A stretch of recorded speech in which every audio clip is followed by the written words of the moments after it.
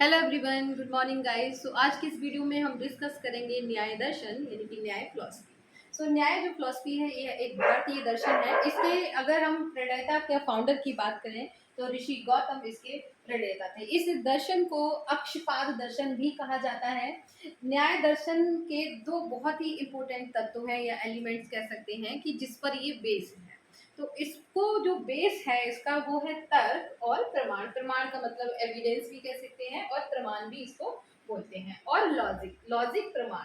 तो लॉजिक और प्रमाण पर ये बेस है। जैसे हम घर बनाते हैं तो उसका नींव होता है, ऐसे जैसे एजुकेशन का तीन नींव है, थ्री इसके फाउंडेशन होते हैं। साइकोलॉजी होता है, रिसर्च होता है एंड फिलॉसफी होता है। वैसे ही न्याय दर्शन के दो बेस हैं, एक है तर्क और दूसरा है आपका प्रमाण।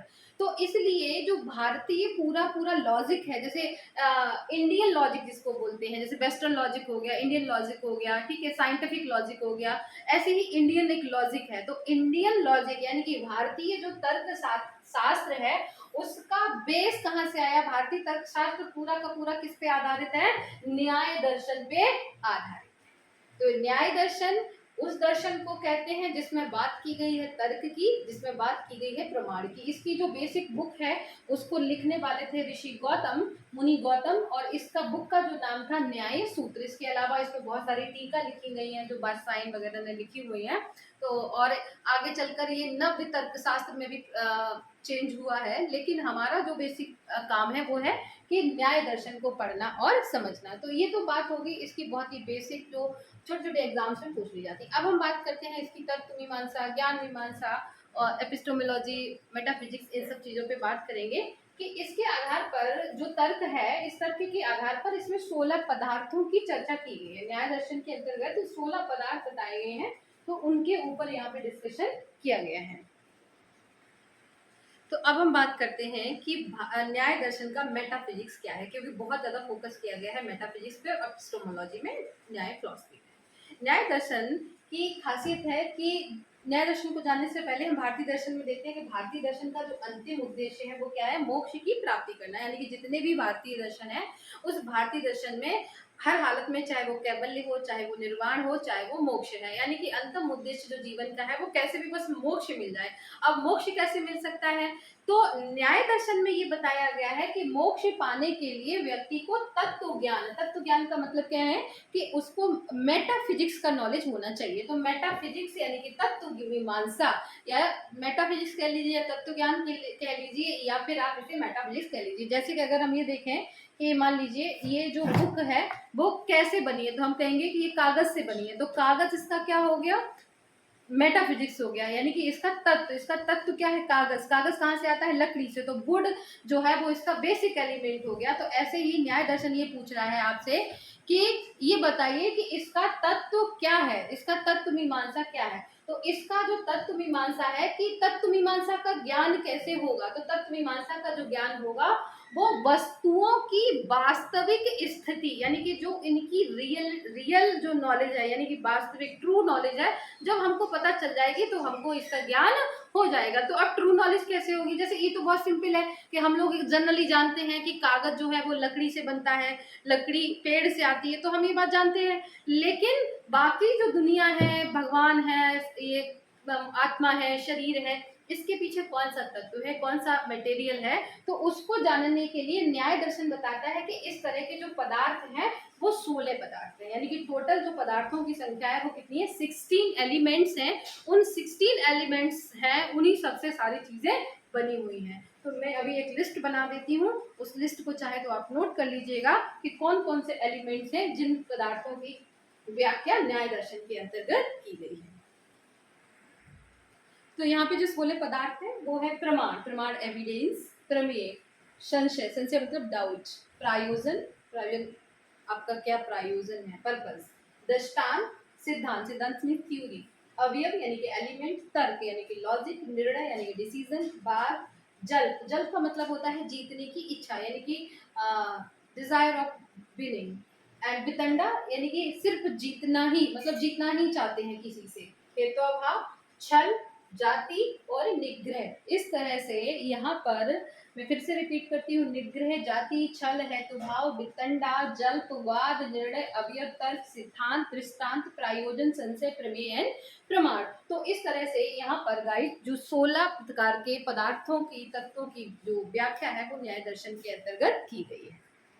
अब देखते हैं गाइस न्याय दर्शन का एपिस्टोमोलॉजी या ज्ञान मीमांसा, यानी कि न्याय दर्शन किस तरह के प्रमाण में भरोसा रखता है। तो अगर हम यहाँ पे देखें तो न्याय दर्शन का जो एपिस्टोमोलॉजी है, तो यहाँ पर टोटल 4 तरह के जो प्रमाण है उनको माना जाता है। पहला है यहाँ पे परसेप्शन यानी कि प्रत्यक्ष प्रमाण, दूसरा है यहाँ पे इनफेरेंस यानी कि अनुमान प्रमाण, और तीसरा यहाँ पे जो प्रमाण है अथॉरिटी यानी कि शब्द प्रमाण, और चौथा है यहाँ पर उपमान यानी कि सिमिलैरिटी। तो इसको टेस्टिमनी भी बोलते हैं। तो ये जो 4 तरह के एविडेंस हैं, इन पर न्याय दर्शन भरोसा करता है। यानी कि एपिस्टोमोलॉजी क्या है? एपिस्टोमोलॉजी का मतलब है कि what is the source of your knowledge, यानी कि आपको जो ज्ञान आया, जो आपको नॉलेज आई है, वो उसका सोर्स क्या है, what is the source of your knowledge. तो नॉलेज का सोर्स अकॉर्डिंग टू न्याय दर्शन 4 तरह के सोर्स हो सकते हैं। परसेप्शन यानी कि प्रत्यक्ष प्रमाण। प्रत्यक्ष का मतलब क्या है कि अगर मैं आपसे ये पूछूं कि ये क्या है, तो आप कहेंगे ये बुक है, क्योंकि आपने इसको प्रत्यक्ष देख लिया, तो इसको क्या बोलेंगे? परसेप्शन। दूसरा है इनफेरेंस। इनफेरेंस का मतलब होता है कि हम अनुमान लगाते हैं। जैसे मैं आपसे कहूँ कि कल मैंने एक बड़ी अच्छी बात कहीं पर पढ़ी, तो सबसे पहले आपके दिमाग में आ सकता है कि मैडम ने बुक से पढ़ा होगा, यानी कि आपने क्या लगा लिया? अनुमान। तो इसको बोलते हैं इनफेरेंस। और शब्द का मतलब क्या है कि मैं कह रही हूँ कि ऐसा ही होगा, और अगर आपको मेरी बात पे बिलीव है, तो यानी कि वो व्यक्ति जिस पे हम भरोसा करते हैं, जैसे वेदों में जो लिखा है, कुरान, गीता, रामायण, जिसमें भी जिन बातें जो लिखी होती है उस पर हम बिलीव करते हैं, क्योंकि शब्दों पे हमारा भरोसा होता है, तो उसको बोलते हैं शब्द प्रमाण यानी कि एपिस्टोमोलॉजी में अथॉरिटी, या फिर उसको टेस्टिमनी भी बोलते हैं। अगला है हमारा उपमान। उपमान का मतलब होता है सिमिलरिटीज। जब दो या दो से ज्यादा तत्वों के बीच में कुछ सिमिलरिटी होती है, तो उस सिमिलरिटी के अकॉर्डिंग हम उस पर बिलीव कर लेते हैं। तो इसलिए क्योंकि ऐसा है, अगर कबूतर उड़ रहा है तो कौवा भी उड़ता होगा, तो क्या है वो? सिमिलरिटी होगी। तो इस तरह से ये तो हो गया न्याय दर्शन का एपिस्टोमोलॉजी। तो मैंने आपको मेटाफिजिक्स बता दिया, एपिस्टोमोलॉजी बता दिया। अब हम बात करते हैं व्हाट इज द मूल्य मीमांसा, यानी कि इसका मूल्य मीमांसा क्या है। न्याय दर्शन का जो एक्जियोलॉजी है, यानी कि इसकी क्या क्या वैल्यू है। एक्जियोलॉजी का मतलब क्या है कि इसकी वैल्यू क्या है, इसका मूल्य क्या है, या हमारा बेसिकली हम इसको इसका सौंदर्य पक्ष या इसका तर्क पक्ष देखें, तो यहाँ की जो खासियत है वो ये है गाइस कि जैसे ये माना जाता है कि जितना भी वेस्टर्न फिलॉसफी है वो बहुत ज़्यादा प्रैक्टिकल है और लाइफ से रिलेटेड, यानी कि जो हमारी व्यवहारिक जीवन है उससे संबंधित बातें जो है वो आपकी वेस्टर्न फिलॉसफी में ज़्यादा है और इंडियन फिलॉसफी में कम है। यानी कि भारत का जो दर्शन है, भारत का जो धर्म है वो तर्क से रहित है, ऐसा माना जाता है, वेस्टर्न फिलोसफर ऐसा मानते हैं। लेकिन उस बात का जो जवाब है, जो आंसर है, वो कौन देता है? न्याय दर्शन देता है कि भारत का जो दर्शन है वो तर्क पे आधारित है और तर्क की जो व्याख्या है वो यहाँ बहुत अच्छे से की गई है। इवन जो हमारा जुडिशरी में जो लॉ है वो बहुत सारे आपके न्याय दर्शन से ही यहाँ से आए हैं, बहुत सारे रूल्स और बहुत सारी चीजें वहां से ली गई हैं प्रमाण को बेसिकली। तो एक्सोलॉजी में यहाँ पे अगर हम बात करें तो बेसिक सबसे क्या है, इसका लॉजिक पे इसका बेस है। इसके अलावा इसकी 2-4 बातें और जान लेते हैं कि न्याय दर्शन ईश्वरवादी दर्शन है, यानी कि गॉड में इसका पूरा का पूरा बिलीव है 100%। श्रुतियों का जो एविडेंस है, यानी कि वेदों की जो अथॉरिटी है, श्रुति जिनको बोलते हैं, उसमें इसका बिलीव है। और ये एक आत्मावादी दर्शन है, यानी कि सोल को बात मानता है, और सोल, जैसे बौद्ध दर्शन अनात्मवादी है, लेकिन ये कैसा दर्शन है? ये आत्मवादी है, सोल की अथॉरिटी को मानता है। लेकिन यहाँ पर जो सोल है वो कैसी है? अचेतन है, अनकॉन्शियस है। जैसे शंकराचार्य ने बताया है कि साइंस स्ट्रीम है, यानी कि वो कैसा है? एक कॉन्शियस है। लेकिन यहाँ पर सोल कैसी है? अचेतन है। और अंतिम उद्देश्य अगर बात करें न्याय दर्शन का, तो वो कैसे भी मोक्ष की प्राप्ति है। तो आज हमने पढ़ा न्याय दर्शन, और उसका बहुत ज़्यादा हम डिटेल में तो नहीं गए हैं, लेकिन मैंने ट्राई किया है कि आपको एक बेसिक नॉलेज हो जाए न्याय दर्शन के बारे में। इसमें जब डिटेल में पढ़ते हैं गाइस, तो इसमें जैसे 16 जो तत्व हैं उनकी विवेचना, उनके अंदर भी जाके उनकी बहुत सारी चीज़ें हैं उसको पढ़ते हैं।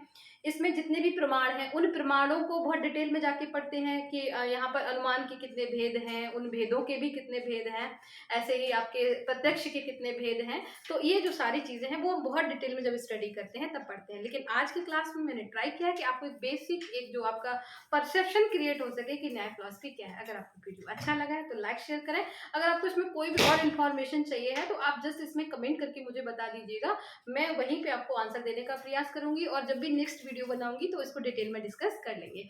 Okay, bye bye, take care, all the best for your exam.